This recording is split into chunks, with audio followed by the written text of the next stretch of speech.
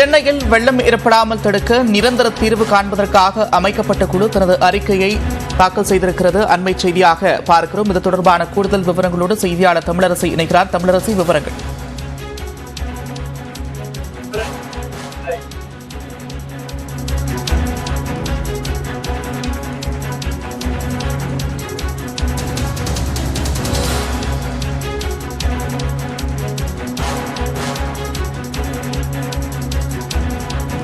சென்னையில் வெள்ளம் ஏற்படாமல் தடுக்க நிரந்தர தீர்வு காண்பதற்காக அமைக்கப்பட்ட குழு தனது அறிக்கையை அரசிடம் சமர்ப்பித்திருக்கிறது. கூடுதல் விவரங்களோடு செய்தியாளர் தமிழரசி இணைப்பில் இருக்கிறார். தமிழரசி, விவரங்கள்.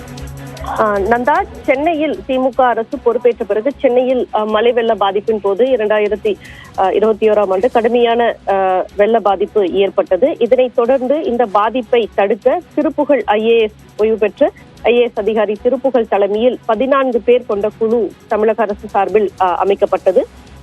இந்த நிலைமையில் இந்த குழு பல்வேறு பரிந்துரைகளை அளித்தது. இதன் அடிப்படையில் சென்னையில் மற்றும் சென்னை புறநகர் பகுதியில் மழைநீர் வெள்ளத்தடுப்பு பணிகள் என்பது மேற்கொள்ளப்பட்டது. அதே போல மழைநீர் வடிகால் பணிகள் என்பது மேற்கொள்ளப்பட்டது.